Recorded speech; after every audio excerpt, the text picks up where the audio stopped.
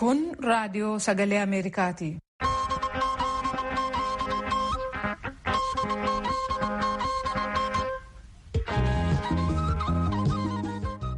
Raadiyoon sagalee Ameerikaa wiixataa qabee hanga jimaataatti galgala keessaa sa'a 2:00 hanga sa'a 3:00 meetir baandii 22, 25 fi 31 irratti Waashingtan DC irraa akka dabarsu sagantaa afaan Oromoo amma jalqaba. Attamooltan kabajamtoota dhaggeeffatoota keenyaa guyyaan har'aa sadaasa 4 bara 2020 keessummeessituun keessan har'aan jaallannee gammadaati. Mootummaan Itiyoophiyaa tarkaanfii humna waraanaa kan gurmuu naannoo Tigraay keessaa irratti fudhatu yeroo gabaabaa fi miidhaa xiqqaan kan xumuru ta'uu beeksiseera. Biyya keessa jirru Yuunaayitid Isteets keessatti immoo eenyu akka pireezidaantii ta'u baruuf bayii sagalee kutaalee wal dorgommii cimaan keessatti gaggeeffamerraa argaman baruuf uummanni eegaa jira. Araara dhiyeenya kana waldaa Ortodoksii Itiyoophiyaaf mana lubummaa naannoo Oromiyaa gidduutti tolfame kan ilaaleenis kan dhiyeessinu qabna. Kanneenii fi kabiroof haga xumura sagantaa keenyatti nu waliin turaa dhaggeeffatoota keenya. Piroodiwusariin tamsaasa har'aa Birhaan Haayiluu, tamsaasa intarneetii fi miidiyaalee hawaasummaa kan qindeessitu immoo Tigisti Gammeeti. Oduuf gara soraattiin sin dabarsa.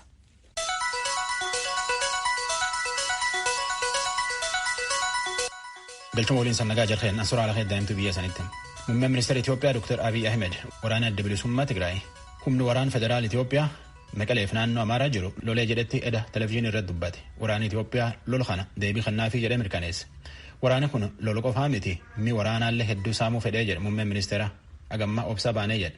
Mootummaan Itiyoophiyaa illee ibsa baaseen waraanni isaallee tarkaanfii dhiwaate irratti fudhatu guyyaa xiqqaa keessatti miidhaa xiqqoon fixaa jedhe. Kunin waldhabbii mootummaa naannoo Tigraayiitiif mootummaa federaalaatii miti kan uummata bilis baasuu jedhe odumaa mootummaa Itiyoophiyaa ambaasaaddar Redwaan Huseen. Mani maree federeeshinii Itiyoophiyaa illeen tanuma irratti Tigraayitti labsii muddamaa baase. Ajaja kana koree itaamaajorii waraana Itiyoophiyaa to'ata. Akka pireezidaantiin naannoo Amaaraa Tamasgan Xuruunoo jedhetti mootummaan naannoo isaanii humni naannoo isaaniitti dhufti cufaayyuu ofirra deebisuu danda'a. Waraana addaatiif milishoon naannoo Tigraay irraa dhufanillee wabii kennineefii simannaa jedhe gaafatamaan kunin. Pireezidaantiin naannoo Oromiyaalleen tan irratti waan waldhabbii naannoo Tigraay tan irratti deebii kennee jiraa jedhu akka oduu Asteer Misgaanaa nu argitetti. Taana pireezidaantiin mootummaa naannoo Amaaraa har'a televezyiyoona naannoo sanaa irratti dhiyaachuun ibsa kennaniin naannoon Amaaraa haleellaa Iwahaat biraa dhaqqabu kamiinuu ofirraa deebisuu danda'a jedhan. Obbo Tamasgan Xurunee miseensota raayyaa ittisa biyyaa kana dura manatti deebi'aniif illee waamicha godhaniiru. Nagaadhaan gara naannoo Amaaraa kanneen seenan humnoota addaaf miseensota milishaa naannoo Tigraayiif illee wabii kan kennan ta'uu ibsan. Hawaasichis naannoo isaa keessumaa manneen amantiif cimsee eegumsa akka godhu Koomishinni Poolisii Naannoo Amaaraa waamicha dabarseera. Koomishinarri Koomishinii Poolisii Naannoo Amaaraa Abbara Addaamuu har'a raadiyoo sagalee Ameerikaa waliin marii geggeessaniin akka jedhanitti Iwahaat kan ittiin beekamu lammiiwwan qulqulluu irratti haleellaa oofuudhaan tapha siyaasaa taphachuu waan ta'eef hawaasichi ofiisaa naannoo isaa dammaqee akka eegu waamicha dabarsaniiru. Gama biraatiin ittaanaa pireezidaantiin mootummaa naannoo Oromiyaa Shimallis Abdiisaa awwaalamuun Iwahaat ga'eera jedhanii uummati Tigraay biyya ofii jaallatu mootummaa federaalaa cina akka dhaabbatu waamicha dabarsaniiru. Akkuma kanaan bulchitoonni Hararii, Beenishaangul Gumuz, Gaambeellaa, Somaalee fi Affaar ibsa kan baasan yoo ta'u mootummaa federaalaa cina akka dhaabbatan ta'ullee ibsanii jiran. Daandii naannoo Amaaraatiif naannoon Tigraay walitti hin dhiyaatan raayyaatti waraana addaa naannoo lamaanitti itti yaa'utti jira. Lolli jiraachuu baatullee muddamsuu jiraa jedhu oduu arganneen. Walqaayitii fi Xagadeellee eda tursii qawwee jiraa jedhu horii lafa intarneetii fi bilbila naannoo sunillee namni hin jiruu jedhu. Ijoolleen kaimaa naannoo sun jiranillee waan naannoo isaaniitti ta'uu danda'a ofirraa eeguuf kurfoo jiranii jedhu. Gamkaaniin ammoo naannoo Gwaangwaatti makiinaa abaaboo 5 mi waraana geessa. Paateetiin sila Beenishaangul geessuuf deemuu jiraa jedhan soqanii jidduu qabanii jedha. Masfiin Arraaga'u oduu achi ergeen. Yaa'in manneen amantii Itiyoophiyaa mootummaa federaalaatiif naannoon Tigraay waldhabbii isaanii tanaa jecha dhiisanii akka ariitii walirra dhaaban ibsaa baasanii gaafatan. Yaa'ii kanaan bahuun waldhabbii waraanaa walitti deeman kun waan guddoo nama naasisaati. Falii araara abbootiin amantii tolchanillee namatti hin taane jedhe. Waldhabbii obboleeyyanii hoomaan bahuu jedhe ibsi kun. Tanaallee akka paartii badhaadhinnaatii fi paartiin TPLF waldhabbii siyaasaa isaanii kan nagumaan falatan gaafatan ibsi kun. Akka abbootiin amantii abbootii gadaatii fi namummaan cuftiniyyuu rakkoo tana karuum nagaatiin faluuf qoodi sabaa gaafatan. Borii jalqabanillee torbaan tokkoof akka namni rakkoo tanaaf waaqee ammatu gaafatanii jedha. Malakaachuu ammaa oduu Finfinnee ergeen. Kaawunsiliin baqattoota Noorweey illeen ibsi baaseen muddamsuu Itiyoophiyaa biyyi duruyyuu namni hedduun keessa baqatee fi rakkoo namoomaa hedduu keessa jirtu ta'uun kun waan nama yaaddeessaa jedha. Kaawunsiliin kun gami lamaan iyyuu afaan wal ta'uu lakkiseetiin rakkoolee nagumaan fixatu gaafate. Waraanallee walirra dhaabu fedha. Itoophiyaa duruuyyuu akka gabaas kanaatti nam miliyoon tokkootiif 82,000 biyya keessa baqate. 700,000tiif 90,000 ammoo lol biyya olloota Afrikaa bahaatii baqateetiin keessi jira. Biyya afaan Oromoo caqasuu jirtan. Ameerikaan kalee pireezidaantii filachaa oolte agamma abbaa mo'aatiin akka dansaan beekamne kaardii filannoo lakkaa'uu jiran. Koronaa jedhanitti namni miliyoon hedduu kaardii filannoo poostaan erge hiriir dheeraa eegataniitiin filachaa turan. Keessumattuyyuu godina filannoo sana murteessuu danda'an jedhan keessatti kaardii miliyoona hedduu lakkaa'uu jiran. Pireezidaantii Tiraamp ammoo lakkaa'uu tana seera malee tursanii jedhetti seeraan gaafannaa jedhe dubbachuu jira. Jara wal dorgomuu jiru Joo Baayidaniif pireezidaantii Tiraamp waluma jala jira. Agam dubbachuu jiru tanattiif kutaaleen filannoo tan murteessuu danda'an Pensilveeniyaa, Wisconsin, Joorjiyaa, Michigan fi Arizoonaa fa'a. Ameerikaatti akka lamatti filatan tokko uummata baay'ee filata kaan ammoo bakka buutota uummati filata electoral college jedhanitti filata nam 538 bakka buutota kunin tana keessa nami durseetiin nama 270 argateen mo'ata jala kun ammatti walum jal jira kalee nam kum tokko caalutti manaa fi bulchiinsa mootummaa Ameerikaa diid White House dhiyaatu duratti pireezidaantii Tiraamp irratti hiriir ba'e jala kunin miilota Black Lives Matter yookaan ammoo lubbuun nam gurraacha bilaashaa mitii jedhuuti bara kanaayyuu waan poolisiin nam gurraacha tolchitu falma hiriir ba'aa ba'aan. Edallee nama 100 hedduutti karaa gugurdaa Washington DC keessatti karaa cufeetiin qaanqee facaasaa hiriirri ture. Siyaatili hag New York keessalleetti bibittinnaa'ullee hiriiratti mul'ata. Taatullee rakkoon guddoon hin jirtu. Jari hiriir ba'e kunin karaan kun kaa'ennu karaan kun kenna. Nu dhugaa argachuu baannaa jarii nagaan argatu. Jecha lallaba karaa irratti wal yaameetiin hiriir ba'e. Ijoolleen kaa'ima ammoo karaa cufaniitiin walti sirban. Jarii eegdu tokko ammoo gomma makiina poolisii oolu. Portland, Oregon fi Seattle keessaa nama hedduu akka kanaan qaqqaban. Kansleeriin Jarmanii Angela Merkel akka filannoo Ameerikaatii fi kaardiin buusan cuftii lakkaa'amtu gaafatte. Abbaan fedhmoollee Ameerikaa fi waldaan Awurooppaa Ameerikaa waliin hariyyummaan isii durumatti deemtii jette. Ittaanaan Merkelii fi ministeerii maallaqisii immoo maallaqa Jarmanii Olaf Scholz filannoon Ameerikaa walxaxaa taatullee karuma demokiraasiitiin deemuu wayyaa jedha. Scholz eegi pireezidaantii Tiraamp kaardii filannoo lakkaa'uun dhaabuu qaban jedheetiin dubbateen duubattan jedhe. Ameerikaatti ammallee kaardii filannoo lakkaa'uu jiran. Ameerikaatti kalee qofa nama 90 irratti vaayirasii koronaa argan. Akka ragaa Yuunivarsiitii Ameerikaa Johns Hopkins jedhetti kalee qofa nama 91tiif 530 irratti dhibi kan argani nam 1,130 tanaan lubbuu dhabe. Tana maleellee nam 50 kalee qofa dhibi kan irraa wallaanate. Torban dabre qofa kutaa yookaan ammoo steet Ameerikaa 20 keessatti dhibi kunin akka haaraatti dhufuu jira jedhanitti gabaasan. Ameerikaa tana miliyoon 9 fi 300 irratti dhibi kan argan. Addunyaa keessa Ameerikaa dur jira. Addunyaa keessa nama miliyoon 47 fi 400 caalirratti dhibi kan argan. Ameerikaan dhibi kanaan addunyaa dur jirti. Nam 200 fi 32 caalutti tanaan irraa lubbuu dhabe. Obomboleettiin garbaaf galaana biyyatti facaasaa deemtu eetaa jedhan ammaan tana Nikaraaguaa fi Honduras jirti. Akka jidduu galii to'annoo qilleensa obomboleetti Ameerikaa jedhatti obomboleettiin tunin saatiitti kiiloomeetira 140 ceetii waan argitu uf dur qaqaarisaa Nikaraaguaa gama bahaatti dabarte. Ameerikaaf biyyoolaa ollootisii xammatti saatiin saate bokkaate saate bubbee fi saate harfaffuu obomboleetti hamtu garbaaf galaana gargaggalchituuti. Oduu namaaf qaqqabu.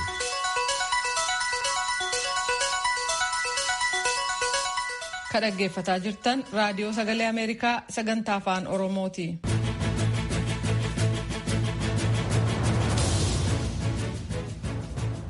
Lammiiwwan Ameerikaa pireezidaantii Yuunaayitid Isteetsi inni itti aanu Doonaald Tiraampiif Joo Baayiden keessaa eenyu akka ta'u baruuf ba'ii sagalee filannoo kan kutaalee wal dorgommiin cimaa itti gaggeeffame irraa dhufan eegaa jiran.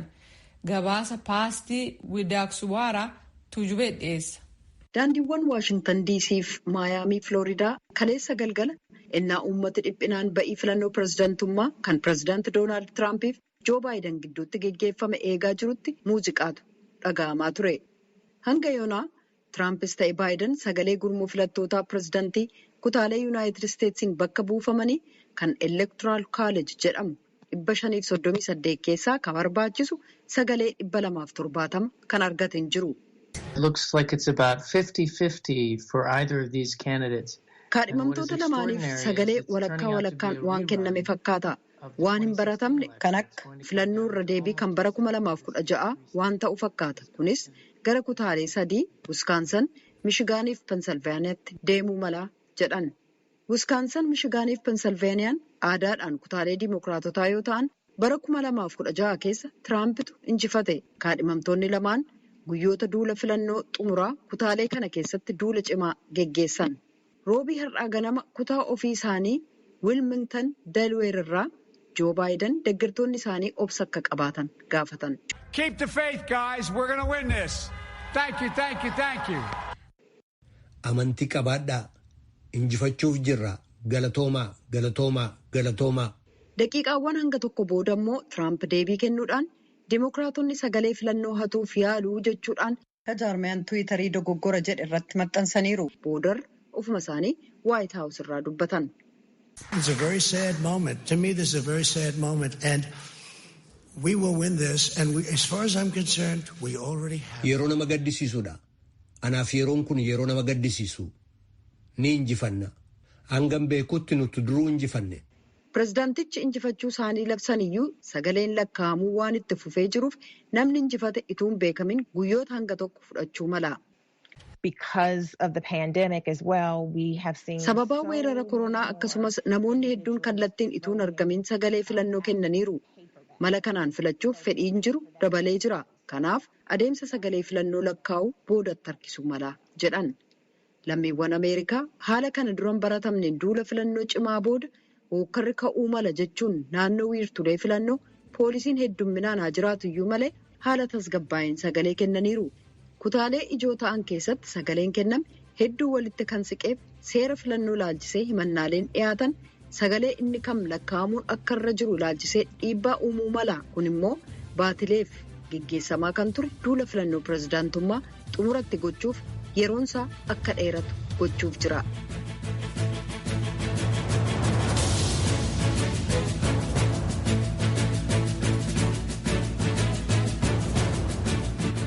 Kan dhaggeeffataa jirtan raadiyoo sagalee Ameerikaa sagantaa afaan Oromooti.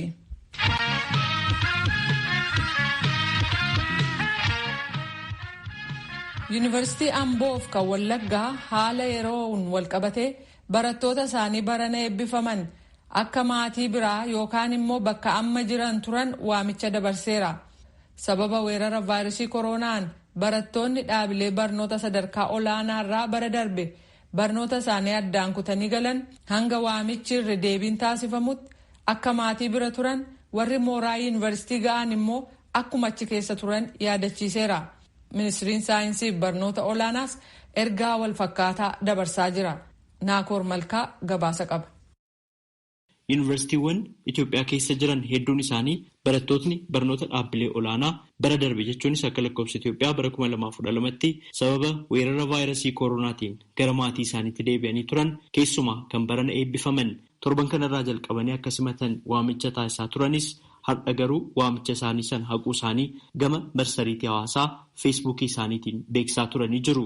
Yuunivarsiitiin Amboos ergaa kana dabarseeti kan jiru barattootni gama mooraatti deebi'uu ilaalchisee rakkoon mudachuu isaa beeksisee jira. Dhimma kana irratti pireezidaantii Yuunivarsiitii Amboo Dr. Taaddasa Qanaa dubbisnee jirra.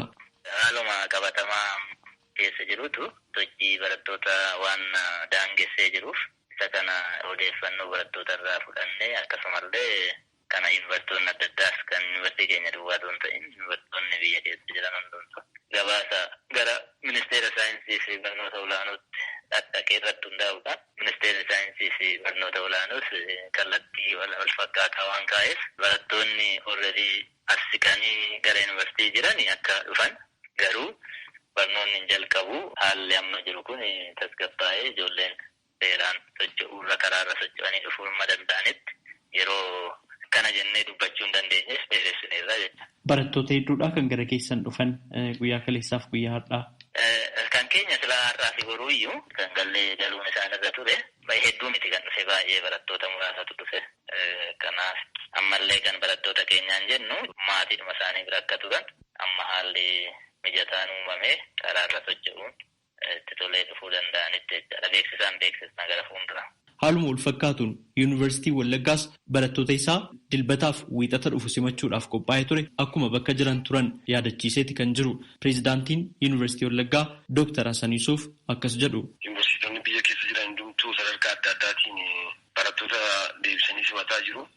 Akka carraa kan yuunivarsiitiin keenya fuuldura kana gaafa dilbataa fi wiixatatti barattoota deebisnee simachuuf waamnee turre garuu akkuma beekamu haala amma kaleessa jalqabee akka biyyaatti karaa nageenya wajjin wal qabsiisee uumamaa jiru kana wajjin wal qabsiisee yeroo fi keessumaati barattoonni yeroo maatii biraa ka'anii gara yuunivarsiitiitti dhufan karaa irratti geejjiba yeroo deeman bakka adda addaatti rakkoon tokko isaan mudachuu danda'a kan jiru shakkii akkasumaan yoo rakkoon akkasii akka mudanneef guyyaa muraasaa fi haalli kun akka ilaalamu barbaadameeti.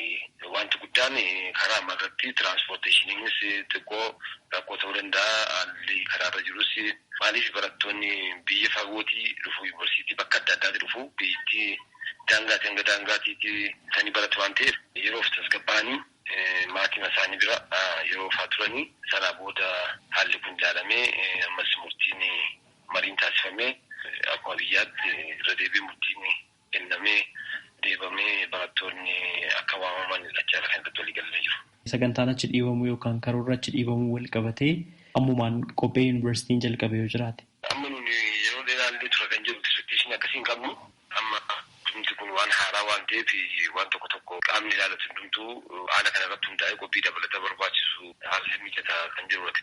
Qabnu kana irratti hundoonee yeroo nuni barattoota waamnullee amma badaa akkasumara kan baay'ee dheeratonnee eegsisuutti hin goonu yeroo muraasa keessatti kan waamu waan ta'eef haaluma kana giddu galeessa godhannee immoo irra deebinee kalaandarii barnootaa keenya xiqqoo ilaaluun keenya oolu barumsa semisteera tokkoo kana ji'a lamattidha kan akka xumuramu karoora qabamee jiru. Ji'a lamaa kana gaditti garbuusuu hin dandeenyu garuu yeroo xiqqoo achi butuu dandeenyarraa kanas ji'a lamaa gaditti yeroo barumsaa garbuusuun waan ta'uu danda'us miti yeroo dhiyoo keessatti deebifamee akka waamamu abdii qabna. Ministeera saayinsiif barnoota olaanaa irraa ibsa dabalataa argachuudhaaf yaaliin goone milkaa'us baatu ministeericha ibsa baaseen onkololeessa 23 irraa jalqabee barattootni akka mooraa yuunivarsiitiitti argamuudhaan galmaan yaadachiisee turuu beeksisuun haala yeroo ammaa biyyattii keessatti uumamee jiru walqabatee sochiin barattootaa akka daanga'u murteeffamuu ibsee jira. Kanumaan walqabatees barattootni mooraa yuunivarsiitiitti baratan dhaqqaban ergaawwan dhaabbilee barnoota isaanii hordofuudhaan akka socho'an dhimma biraa naannoo isaaniitti argan walqabatees akka itti gaafatamtoota isaaniif beeksisan kan inni yaadachiisu. Barattootni geejjibarra jiran immoo mooraa yuunivarsiitiitti baratan kan isaanitti dhiyaatu yoo ta'e gara mooraa yuunivarsiitiitti dhiyaatutti yoo maatiin isaaniitti dhiyaatan immoo gara maatii isaaniitti akka deebi'an kan yaadachiisu. Barattootni naannawa maatii isaanii irraan kaanee fi hanga yoonaa socho'uu hin jalqabinis hanga yeroo itti aanu beeksisi kan biraa bahutti bakkuma jiran akka turani ministeerri saayinsiif barnoota olaanaa ergaa dabarsee kan jiru. Mooraawwan yuunivarsiitii hundumaaf eegumsi barbaachisaan akka taasifamus qaamolee dhimmi ilaallatu hundaa wajjin hojjechaa jirraa jechuun beeksisa baasee jira ministeerichi. Raadiyoo Sagalee Ameerikaaf Naakoor Malkaa Amborraa.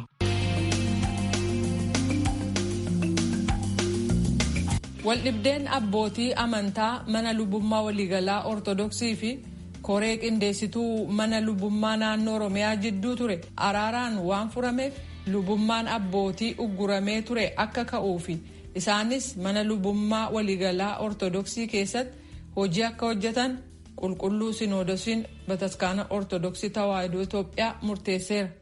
Waliigaltee fi araarri jedhame kun gama biraatiin immoo hoogganoota koree qindeessituu mana lubummaa naannoo Oromiyaa gidduutti garaagarummaa yaadaa uumee jira. Kana irratti Muktaar Jamaal gabaasa nu erge qaba. Waldhabbeen waggaa tokkoof koree mana lubummaa naannoo Oromiyaa jedhuun hundaa'ee fi mana lubummaa bataskaana Ortodoks Tawaahidoo Itoophiyaa gidduutti uumameetiniin ture furuudhaaf abbootiin amantaa hedduu dadhabuun himamaatiniin ture. Dhiheenna kana qulqulluun sinodosii akka ibsetti waldhabbeen gidduu kanatti ture furamee gamni lameenuu nagahaan waliin hojjechuu haala danda'amu irratti waliigaltee irra gahamuutu dubbatame. Barreessaan olaanaan qulqulluu sinodosii Abbaa Yoosef sabaa himaaleedhaaf waliigaltee irra gahamuu ibsaniitiin jiru. የኦሮሞ ቤተ ክህነት አዳራሽ ኮሚቴንን ከሚሉ አባላት ጋር በተደረገ ውይይት መግባባት ደረጃ ላይ በመደረሱ qindeessitoota mana lubummaa Oromiyaa kanneen ofiin jedhaniin waliin mariin taasifameetiniin waliigaltee irra waan gahameetiniin jiruuf abbootiin amantaa lubummaan isaanii akka ugguramu taasifameetiniin ture akka gadi dhiifamuu fi bataskaana keessatti hojiin kennamee fi akka hojjetan murtaa'ee jira jedhan. Abbaa Yoosef waliigaltee irra gahame jedhaniitiin haa ibsanii malee waliigaltechi maal irratti akka ta'e kanaan dura wanni wal dhabsiise hoo maal akka turellee waan gadi fageennaan kaasan hin qaban. Raadiyoon Sagalee Ameerikaa dhimma kana adda baafachuudhaaf abbootii amantaa gama lameeniyyuu addatti kan dubbise yoo ta'u bataskaana Ortodoks Tawaahidoo Itoophiyaa kutaa lallaba Finfinneetti hoogganaa sabquunnamtii fi qindeessaa qulqulluu sinodosii ta'uu isaanii kan himan. Malaaka Hiwoot Qomoos Abbaa Walda Yesuus Seefuu qabxilee waliigaltichi of keessatti hammatu ibsanii jiru. Egaa waliigaltee amma walirra bakka tokko geenye qulqulluu Sinoodosii fi manni lubummaa Oromiyaa kanaan dura akkuma beekamu yaadan addaan bahee ture. Yaadan amma immoo walitti dhufanii yaada duraan kophaa turanii amma bakka tokko ta'anii qulqulluu Sinoodosa waliin mari'atanii jaarsonnis jiru jaarsonnis yaada isaanii dhiyeessanii yaaduma sanii bakka tokkotti dhufanii amma hojii kanaan dura isaan gaafatan manni lubummaa Oromiyaa gaafii gaafatee jira. Gaafii isaanii akkuma jiruun fudhatanii wanni isaan gaafatan immoo manni lubummaa Oromiyaa kophaatti haa bu'an jedhu isaanis dhiisanii kana achi paataalikii tokkoon Sinoodosa tokkoon beeta kanatii tokkoon akka waliin bullu akka waliin hojjennu akka waliin lallabas hundumaa waa'ee qiddaases afaan Oromoo ijoollee Oromootiin afaan Oromootiin qiddaasinis akka qaddafamu kanaan dura qiddaaseen attamamee bahee qoodamee jira. Qiddaasuma kana hanqinni hin jira. Hanqina jiru kana Sinoodosni maallaqas baasee sirriitti qiddaasii kana baay'isee hunduma lafa Oromoo keessattuu bakka baadiyyaa bataskaana jiran hundumattuu afaan kana akka baratan afaan kana leenjii akka kennamuuf daaqonnis qeessinis hundumtuu lallabnoonis ka afaanuma kanaan akka lallaban waliigalteen godhameera. Kanaa jechuun tokko ta'ee yaadanis hundumaanuu tokko ta'anii akka hojjennu isaanis warri kanaan dura as keessaa ba'anis manuma ofiitti deebi'anii hojiin akka kennamuuf hojiin akka waliin hojjennu kanaaf waliin galleechuuf. Qabxiin kanaan dura falmii kaaseetiniin waggootaa oliif ture keessaa rakkoo hordoftoota amantaa Ortodoksii Tawaahidoo Itoophiyaa naannoo Oromiyaa keessatti argaman danqaa sababa afaaniitiin uumamaatiniin ture furuudhaaf caasaadhaan gadi diriirfamee manni lubummaa naannoo Oromiyaa akka hundeeffamu xiyyeeffatameetiniin socho'amaatiniin turuu kan kaasan liqaa'aalaaf qasis balaa'ee makoonnin ammallee taanaan qulqulluun Sinoodosii hojiilee kanaan dura akka caalmaattiyyuu itti fufnu nu jajjabeessee karaarra nu kaa'ee jedhan. Namni nutti dabalama Sinoodosii keessa Phaaphaasota keessa odoon ta'in Sinoodosiin ramadu jechuudha. Koreen kun maal godhaa hamma gadi buutti qoratee dhiyeessi. Uummata bira dhaqee maal barbaaddanii jedhan. Achiina nyaasamaa ture kun uummanni hin barbaadu. Jaruma kanatu afarsa malee miti hireen jechaa ture. Lakkii uummata barbaadaa hin jedhu qorannoon sun koreen kunii fi namni itti dabalamee dhiyaatudha tokkoffaa. Lammaffaa immoo aanadha hanga naannoodha hanga aanatitti hanga bataskaanatitti Phaaphaasii godinaa wajjin taa'eet koreen kun manajimentii wajjinii miti beeki. Phaaphaasii wajjin taa'eet waan hunda karoora baasee hin gamaggamaa hin to'ataa rakkoo jiru hin hiika. Koreen mana lubummaa naannoo Oromiyaa jechuudha. Koree mana lubummaa naannoo Oromiyaatii fi achi nuti dabalamu walitti gara Sinoodosiidhaan hundaa xalayaan nu ga'a ganaa beekamtii nu wachaa turan nu kennanii jechuudha. Akka mana lubummaa naannoo Oromiyaatitti kan beekamtii isinii laatu Sinoodosiin? Koreen keenya hanga ammaa itti mana lubummaa hin hundeessine koree gurmeessituuti. Amma hundeessaa turre godinaa fi aanatti ture. Gaaffii nu gaafannetu tole jedhama bakka. Kana jennaan immoo hin taa'e. Waa'ee mana lubummaati irratti mari'atame koreen dhaabbatee tooyi Sinoodosii dhufutti dhiyaatee akka murtaa'u mari'an. Amma kana namaaf hin galle. Koree qindeessituu mana lubummaa naannoo Oromiyaa jedhameetiniin hundaa'etti barreessaa ol aanaa kan ta'an barsiisaa Haayila Mikaa'el Taaddasa garuu yaada liqaa'aalaaf qasiis balaa'ee makoonnin kanaan walii hin galan. Waliigaltichi kan hangas mara gammadamuuf osoo hin taane inumayyuu harka lafa jalaatiin kan koree qindeessituu mana lubummaa naannoo Oromiyaa diiguudhaaf yaadame jedhu. Baay'ee gaafa tajaajila nu gammadaa miti. Yookaan hojii nu laadhaa miti. Luba nu qasaraa miti kan jenne caasaadha. Garuu gaafii keenya dhiisaniitu akka waan aangoo barbaannee fi akka waan iddoo barbaannetti jechuudha miseensotaa fi hooggantoota keenya aangoo fi hojiidhaan goyyoomsuudhaaf jedhanii ramadnee jirra mana lubummaa waliigalaatti jedha. Ilaagaa yoo hooggantoota mana lubummaa Oromiyaa kaasteetoo mana lubummaa waliigalaatti ramadde manni lubummaa Oromiyaa akkamitti jira jettaree hooggantoonni silaa ka'anii mana lubummaa waliigalaa galanii jiru manni lubummaa Oromiyaa jira jechuun hin danda'amu. Kana bira darbee maal jedhaa? Chaappaan mana lubummaa Oromiyaa kana booda hojiirra nuulu jedha. Televizyiiniin OCN kana booda qabeenya mana lubummaa waliigalaa ta'a jedha. Qabeenyaan mana lubummaa Oromiyaa hundinuu mana lubummaa waliigalaatiif deebi'aa jedha.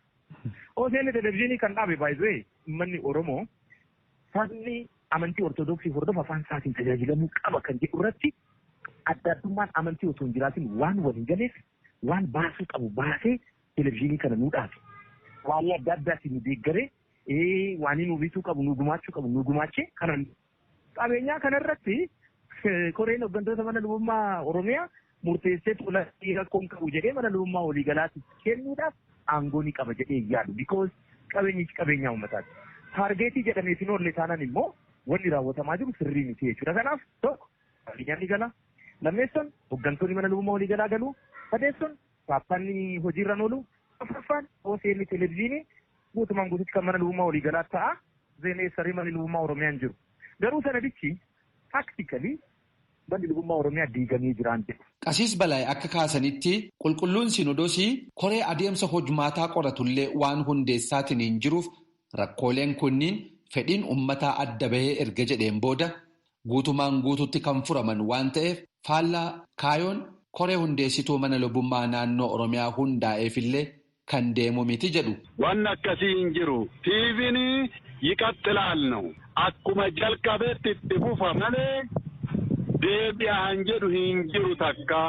Lammaffaa immoo maatamni amma nuu qarrasamuuf deemne hinumaa waliigaltee akkasitti walii mallatteessine sin qabxiileen qulqulluun Sinodoosii ammatti raggaasiseetiniin nageenyaa fi waliigalteen gama lamaan gidduutitti akka bu'u jedhame kuni qorannaan inni taasiseetiniin fala kennu hanga yoomiititti akka daangeeffamu ifatti waan hanga ammaa ibsame hin qabu. Gabaasa sagalee Ameerikaatiif Muktaar Jamaal Finfinneerraa.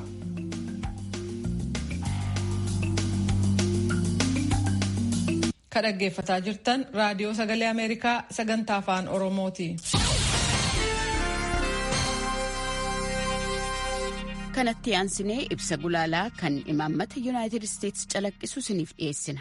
Pireezidaanti Doonaald Tiraamp kanneen gochaa gara jabinaa daldala dhala namaa keessatti qooda gumaachan akka murtii seeraatti dhiyaatan kan itti cichan ta'uu fi namoonni yakka hamaa kanaan daafamtoota ta'an hundi akka abdii bilisummaa argatan kan hojjetan ta'uu dubbatanii jiru.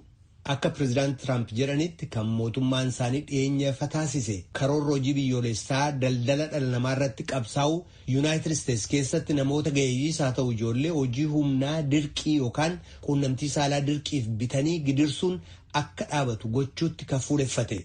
Tarkaanfilee ijoo sadii jechuun akka yakki kun hin geggeessamne dursanii dhorkuu, miidhamtoota irraa ittisuu fi kanneen gochaa kana raawwatan seeratti dhiyeessuu irratti hundaa'ee kan karoorfame karoorri kun. Yuunaayitid Isteetsi karaa caasaa mootummaa wantoota harka ishee jiru hundatti fayyadamuudhaan gochaa daldala dhala namaa kana dhaabsisuudhaaf hojjetti.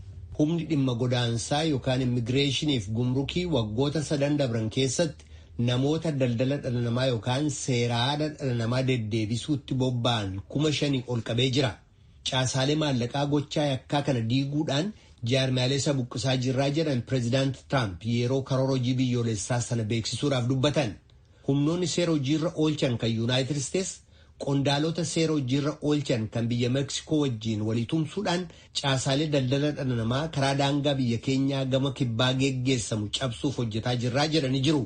Kana malees biyyoonni dhaabbattoonni daldalaaf kanneen hojjetoota barbaadan caasaalee addunyaarraa kanneen namoota hojii humnaaf dirqisiisuurraa walaba ta'an hordofanii akka gaafatan Yuunaayitid Isteetsi waamicha dhiyeessiti.